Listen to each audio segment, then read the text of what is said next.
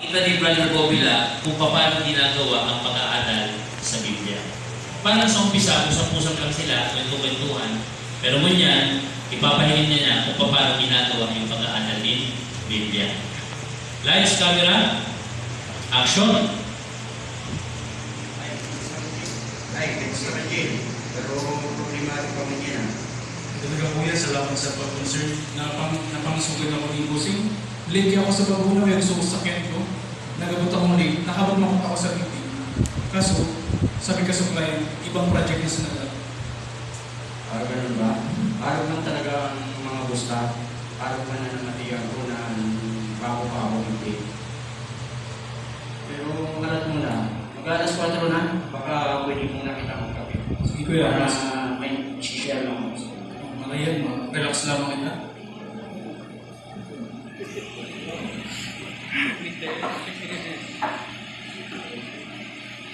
Kan naka-appear, kapag tayo kita, paano mo makakatawag sa iyo?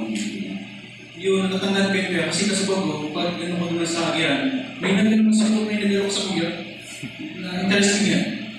Tama-tama, may dala akong magasin yan na sabi nito, ano ang pirang mga apo na sinisimbang ng Biblia?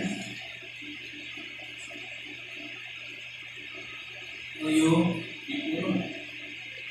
Sa Biblia, paano nagpo ng buhay, paano ka ng buhay kita, paano ka nagsasakit kita, pag nagalat ng isang tao, anong nangyayari sa iya? Lubos na tao, gusto nilang pinuhan, pero paano ka lang ulit hirap? Ano ang nangyayari sa kanya pag nagpapagating panahon? Magayon naman ako. Salamat yan sa pagbasa. Ang gabos na yan ay sinisipag ng Biblia. Sa aga, sa pag-break time ka, baka pwede naman natin pag-usapan paano makakatabang sa ito ang Biblia sa na mag-ingaw. Kasi tamang-tama yun sa inaatuban namin. Pero okay lang po yan na sa harong na lang, di ba nung mag-uulay ng aking ko, mas magiging krasado kung siguro kung bilog na pamilya. Mga ano po, alas Sabado, pag parang ka. Ganun ba ang community oras mo? Makakaon na natin, tamang-tama ipa ko yung katong ko para maugmay yung bataan naman.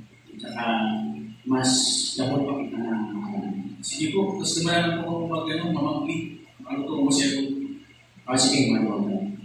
Okay, nice po. Pasalamat sila mga toga.